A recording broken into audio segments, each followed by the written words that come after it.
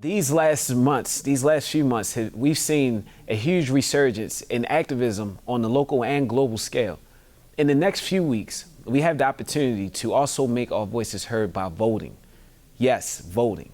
Here to discuss these topics are Faraji Muhammad from WEAA Radio and NyKidra Robinson from Black Girls Vote. Ms. Faraji Muhammad, host of For the Culture on WEAA 88.9 FM at Morgan State University here in Baltimore. Tonight, folks, we are talking to one of the major movers and shakers, especially during this period of the big election, the national election that's coming up on November the 3rd. And we're talking to a sister who has been advocating for voter policy, making sure that there is no voter suppression, and most importantly, that people get out to vote.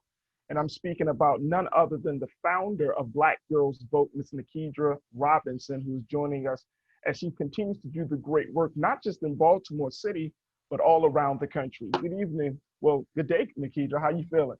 I'm amazing, Faraji. And you can just call me Nike. Yep. And I tell people Nike like the goddess, not the shoe, right? Nike like the goddess, not the shoe. Goddess. Yes, Nike the goddess. But I'm so excited to be here, and thank you so much. And you speak about me, but let's speak about the work that you're doing. And that's getting the information to the people. And it's so critical, particularly in the African American community, that we have resources and sources that we could trust and listen to who's providing us information. So I want to commend you, the team at WEAA, Morgan State University, just so many great things happening. So as you uplifted me, I definitely want to uplift you in the work that you're doing. I appreciate that wholeheartedly. Thank you. Nike, we don't have a lot of time because we know you moving and shaking. And this is a really big time of year for you. But let's start off with those who may not be familiar with Black Girls Vote. What is the work that you guys are doing and the service you're providing to the community? Yeah, so Faraji, Black Girls Vote, we are a nonpartisan grassroots organization based in Baltimore that's committed to engaging, educating, empowering people to use their collective voting power, particularly Black women and young Black women. And again, we started in 2015. I can't believe it's been almost 5 years to be exact. Wow. The riots happened. My house is in Northwest Baltimore, Hanlon Park to be exact. And when the riots happened, we saw young people out there. That's my community. Next day I was out there like, what can we do? What do we do? Soon after that, in July, I lost my job. I worked in the O'Malley Brown administration. We know he lost the election in 2014. So 2015, I lost my job. And last but not least, which is so common to us Baltimoreans, a murder happened in August of that same year, directly across the street from me in Hanlon Park. And everything was tied to government policy one way, shape, or another. I said, it's our time to mobilize women, particularly Black women. So what does that look like? Let's get out there, register voters. Let's have events. Let's talk about some of the issues that are impacting our community. But more importantly, we're educating people about voting process, not only just registering to vote, but let's talk about the issues that are so important to us. Black women, huge voting bloc. Many people say that they are often the determining factor. They were the sisters like yourself and others.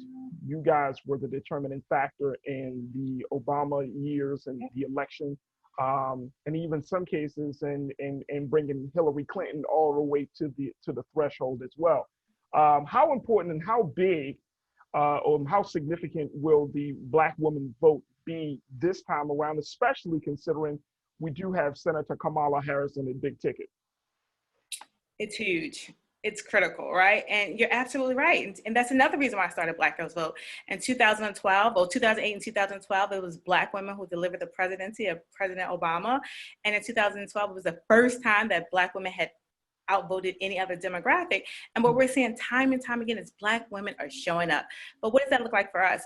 We don't want symbolism anymore. We want policy, right? We want to address the issues. And I think Joe Biden got it right. He heard Black women. There were some amazing women who penned a letter and said, hey, we want to see a Black woman on the ticket. Charlemagne, some men in the industry said, we want to see a Black woman on the ticket as far as the vice president. But that goes to show that not only will we be critical in this election, our issues are even more critical, right? Let's talk about the issues. Let's talk about the impact that COVID has had on our community. Let's talk about infant mortality, Black women mortality rates, the racial wealth gap, right? All of those things impact Black people and Black communities. So this election, whoever you decide to vote for, Republican and or Democrat, that you know that Black women time and time will show up, and we want a candidate who's going to support us in our issues and not necessarily just depend on our vote. So what do you say, Nike, to those who say that, you know, having a Black woman on the ticket, outside of Michelle Obama, First Lady Michelle Obama, is a very, very risky move that the country is not necessarily ready to take such a progressive turn to literally have a Black woman as vice president of this country, especially given where Black women are in the fight that Black women are still, you know, that you and the sisters are still fighting for equality in other spaces. So what do you say to those who say we're just not ready for this yet? I'm asking, so when will we be ready, right? When do you think is the right time? You know, there are so many people. One of the things I'm inspired by, and he may not know this, is Brandon Scott. As we know in Baltimore, young guy, he and I worked together. I used to work in Mayor Dixon's administration as a community outreach liaison, and he used to work in Stephanie Rawlins-Blake, council president at the time, as outreach liaison. And we just saw the trajectory of his career happen so fast. And people told him, you should wait, it's not your time yet. Same thing as he mentioned, they didn't tell JFK to wait. They didn't tell other people to wait. So why should Black women wait? Particularly if we are consistently the deliverers of one particular party. And so we believe in mutually beneficial relationships. We're tired of being abused. We're tired of saying, not your time yet, wait your time. And what we saw happen with Brandon, he won the Democratic nominee. Inspiring story. So many people will tell you it's not your time. It's a matter of when is your time. And if you don't move now, then when? So I think for those who are naysayers, just make sure you do what you have to do and show up at the polls and encourage others to do the same. Speaking about showing up at the polls, and I'm hearing so many interesting conversations, to say the least, Nike, about people going out to vote. I mean, this is a simple thing. Now, I'm a huge advocate. You know, you can be an activist, you can be an organizer, but at the same time, you know, I think that I've grown and matured in my understanding that our people have put their lives on the line, literally, metaphorically, financially, however you want to see it, for us to cast our vote. So I'm definitely there for that. But there are, I think, a contingent number of folks, a small contingent of folks that are saying, within the Black community, that are saying, you know what? I don't want to cast my vote. You know, Biden, Harris, that's not the ticket I was looking for. Trump, that's not the ticket I'm looking for.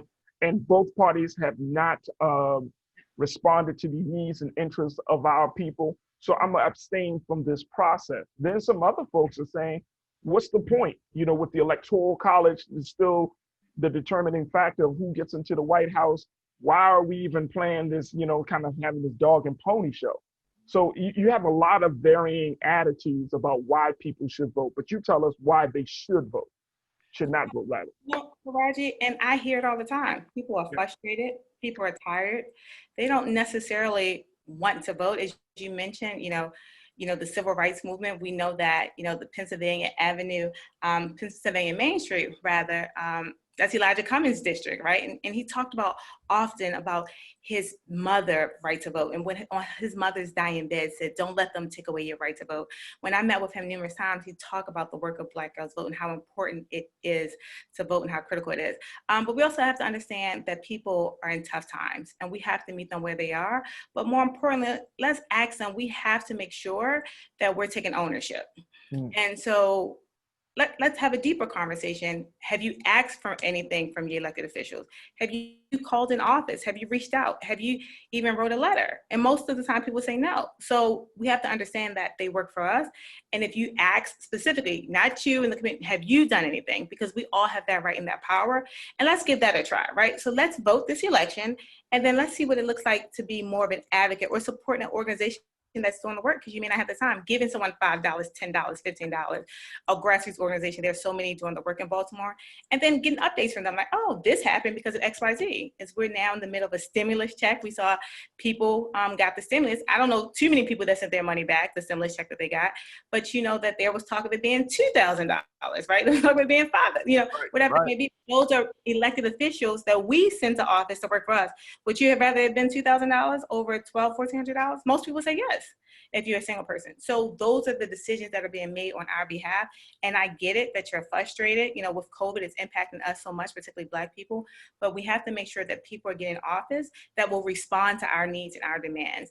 So for folks who are tired and frustrated, just think about the sacrifices that those have made before us, and think about how you can just take one act to be a little bit more engaged this election cycle, well, post-election, because it's bigger than just election day. Absolutely. And as we wrap up, speaking of our needs and demand, what's your take on this whole conversation about having a Black agenda? What does that look like? And from Black Girls Vote's perspective, you know, where do we start? No, I think it's critical. There are so many organizations who are doing the work, and I'm proud of folks who released agendas and said that. I absolutely am aligned with some of the issues when we talk about Black women mortality rate. We know that Black women are dying at faster rates when given childbirth, so we need to address that. We know that economics matter as a result of COVID. We're seeing a lot of families impacted, maybe potentially losing their homes, particularly Black families. Student loan debt that's happening with us. I love that a lot of attention is going to HBCUs because Kamala Harris is a candidate, but let's talk about what that funding looks like. I think Mike Bloomberg, he released $100 million to produce more doctors, Black doctors. That's critical. The federal government can do the same thing, right? So that we're making sure that when we're talking about us being the disparities in healthcare with us and Black people, making sure that people are listening to you as a Black person and saying, I'm in pain. Something's not right with my body. Because oftentimes we're just pushed away. And so it's so critical that we have people, representation matters. So funding resources, education, early childhood education matters, the digital divide in our community, particularly Black community. So those are things, you know, Supreme Court Justice should be a Black woman, the next Supreme Court Justice. So I think there are so many things that are so critical to us in our community, especially in this time and moment. Absolutely. Nike, let's talk about resources. How can people get involved with the work that Black Girls Vote is doing? And more importantly, you know, how can they take their desire all the way to the ballot box? Absolutely. So this election, so first we can visit us on Black Girls Vote, Instagram, Facebook, our website, www.blackgirlsvote.com. For those who were here in Baltimore for the primary election, we did our Party at the Mailbox campaign. Yes. Raising capital to do it again in the general election. So wish us luck. And we have some cool things we want to do with that. And so just getting educated and voting. Right now, physically, I am in Detroit. We're doing Party at the Mailbox Detroit as well as Philadelphia. So you're absolutely right. We want to make sure that Black people vote, and we saw the decrease in Black voters in this election, and it's so critical. Just follow us. More importantly, just pray for us, right? Because this is where we need the prayer warriors. We know that there's some prayer warriors who are listening, but just thank you for supporting us. We will be opening up our membership soon. Actually, today, we are having an interest meeting via Zoom for those women who are comfortable going out there and registering voters. So we're out in the community saying, hey, we're going to be out there. COVID numbers up and down, but we want to make sure we're protected, registering voters before the election. I'm not sure if you saw, Faraji, that the vendor for our ballots just quit. Yep. But that's another conversation, right? Huge conversation. That's a huge conversation. But I know that today is great. Again, thank you everyone for just listening to us, and Adrian Harpool who invited us, WEAA, Pennsylvania Avenue, Main Street. Just thank you. And I know it's going to be an amazing weekend. I'm so honored and humbled that I was able to be a part of it. Absolutely. Nike, we thank you so much for your time and most importantly for the great work that you're doing with Black Girls Vote. And we will continue to show our love and support for the sisters from the ballot box to the streets. That's right. Thank you, Faraji. Have a great one. Have a good one now. Bye-bye. Bye-bye.